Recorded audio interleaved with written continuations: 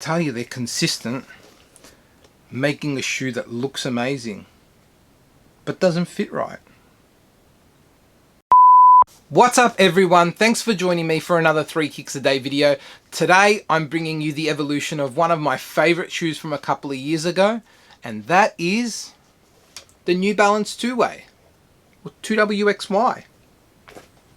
No, it's the 2-way. If you do get anything out of the video today, please remember to hit like, comment down below if you've got anything to say, and hit that subscribe button so you can support the channel. I do have an Instagram page, so please head over there, give us a follow. I'm posting content over there daily. Now the 2-way, it's a really interesting shoe, and I think it's actually really clever what New Balance are looking to do with this from a performance perspective. It is called a New Balance 2-way because it is a positionless shoe.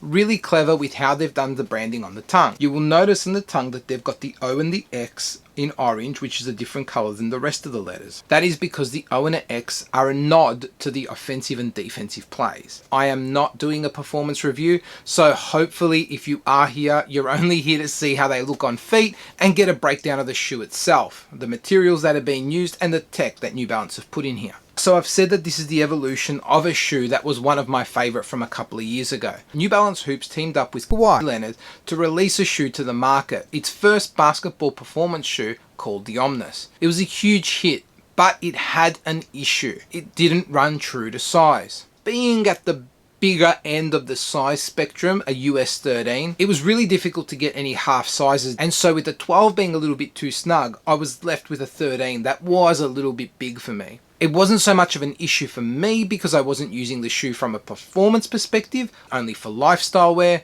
and because the design was killer, it didn't really stop me from buying more. 3 colorways in the mids, and I bought one of the lows. I've said it before, right? I've got a problem. Actually, I've got a pair down here. Let me show you.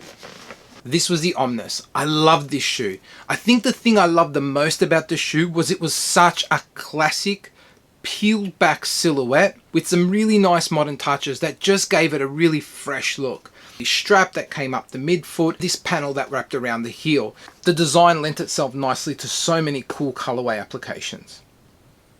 Anyway, it was great. It still is great. I still wear it. But now we've got the 2-way. And it's a beauty, well, at least in terms of its design.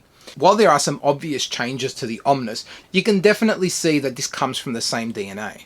So now we'll take a closer look at the shoe, starting with the outsole.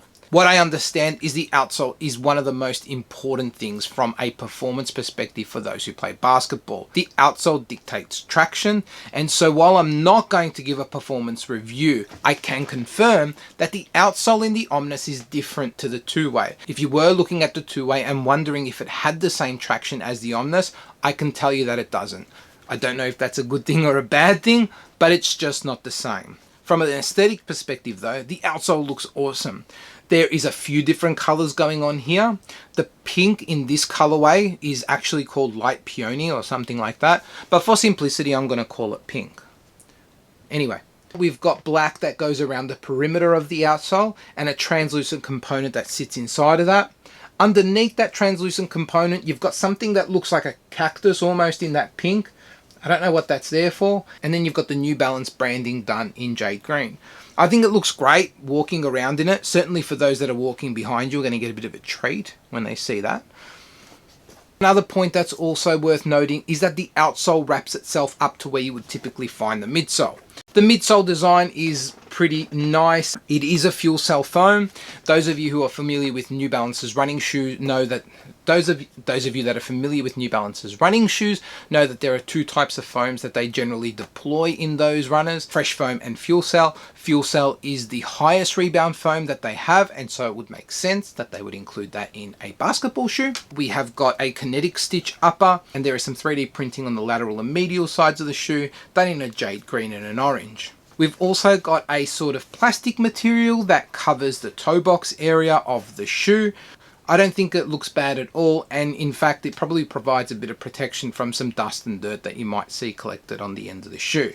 Coming around the back to the heel counter area, and you've got a leather or a pleather, something that's meant to mimic leather that wraps around the back quarter of the shoe, and the New Balance branding facing outwards. It is different than that was previously included on the Omnis with the N around the heel panel, but it's a good size, and in this particular colorway there is a jade green outline and white letters. You've also got a heel tab done in like a perforated leather with a orange textile backing. The tongue is made up of two materials. The bottom half is a lightly padded mesh, and the top is almost like a felt type of material, which is also lightly padded, and it's all finished off with some jade green lacing. All in all, a pretty nice looking shoe.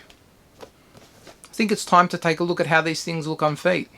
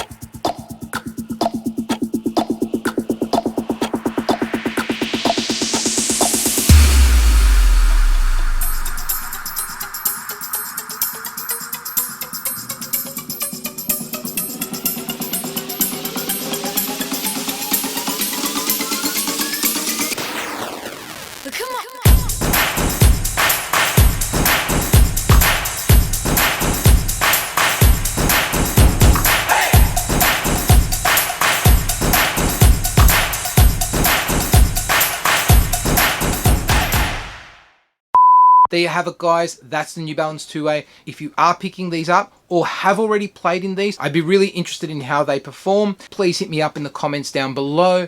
Until the next video, later.